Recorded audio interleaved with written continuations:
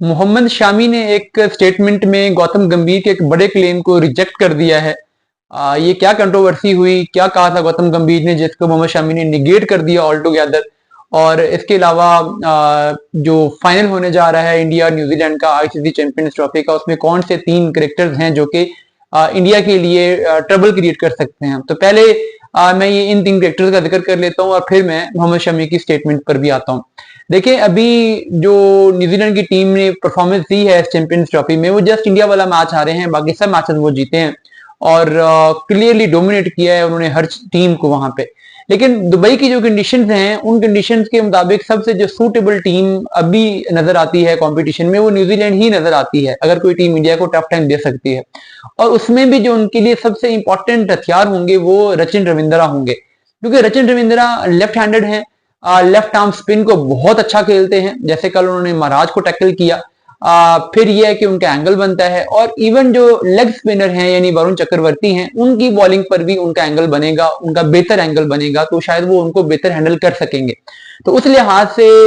Rachin Ravindra Indian cricket team के लिए एक बड़ा ट्रबल वाला एलिमेंट होंगे, जिनको देखना होगा कि इनको कैसे डील किया जाए। ऑफ स्पिनर तो है नहीं, तो बाकी जो चारों लेफ्ट आर्म स्पिनर हैं उनमें से अब किसके जरिए से टीम इंडिया अटैक करेगी रचिन रविंद्रा पे, ये देखना होगा। उसके अलावा जो इसमें दूसरा एलिमेंट है वो मिच सेंटनर का है।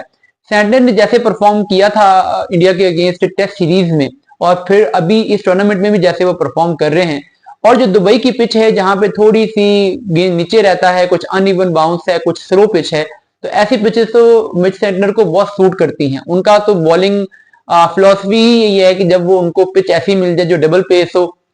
या जहां पे थोड़ा सा गेंद स्लो आ रहा हो, वहां पर वो बहुत इफेक्टिव हो जाते हैं। तो मिच सेंटनर ने जैसे कल वेंडोसन की विकेट लेके न्यूजीलैंड को मैच में वापस लेके आए,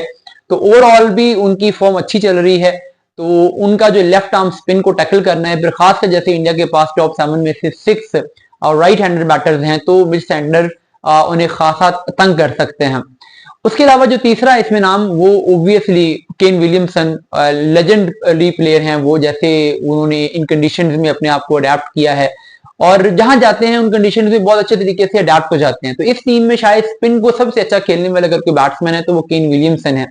और इससे पहले भी इंडिया के अगेंस्ट उनकी परफॉर्मेंस खासकर आईसीसी नॉकआउट मैचेस में बहुत अच्छी रही है, तो वो भी एक खतरा होंगे।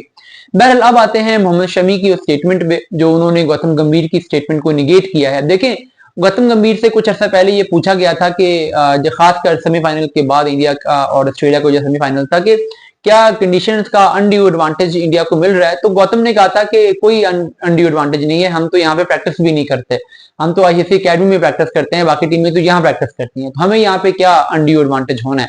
लेकिन मोहम्मद शमी ने कहा है कि नहीं, हमें इसमें कुछ एक्स्ट्रा एडवांटेज बाकी टीमों के मुकाबले में है। उन्होंने इस चीज को एक्नॉलेज किया है, और खासकर उन्होंने कहा कि हमें ट्रैवलिंग नहीं करनी पड़ी, और ट्रैवलिंग ना करने की वजह से हमें एक जो मेंटल फटीग होती है, जो एक फिजिकल फटीग होती है, वो नहीं हो रही। फिर हम फोकस्ड हैं, हमें पता है कि अच्छा दुबई की पिचेस हैं, इन्हीं पे के लिए हमने तैयारी करनी है, तो हम जब से यहाँ पे आए हैं हम एक फोकस तरीके से इन स्पेसिफिक कंडीशंस के लिए ही तैयारी कर रहे हैं, इन स्पेसिफिक कंडीशंस के लिए ही प्लानिंग कर रहे हैं, जबकि बाकी टीमों को डिफरेंट कंडीशंस में डिफरेंट ग्राउंड्स में जाके हर मैच के लिए अलग से कुछ प्रेपरेशन करनी पड़ती है। और फिर उन्होंने ये भी कहा कि हम इन कंडीशंस के साथ एडजस्ट भी हो गए हैं, क्योंकि हम एक ही जगह पे बार बार खेल रहे हैं। तो ये जो स्टेटमेंट उनकी है ये टोटली अगेंस्ट है। डेविड मिलर ने भी वैसे आज इस तरह की बात ही की है सेमीफाइनल हारने के बाद, कि हमें सफर बहुत करना पड़ा, पहले हम यहाँ से दुबई गए, फिर बगैर खेले हम वापस आए,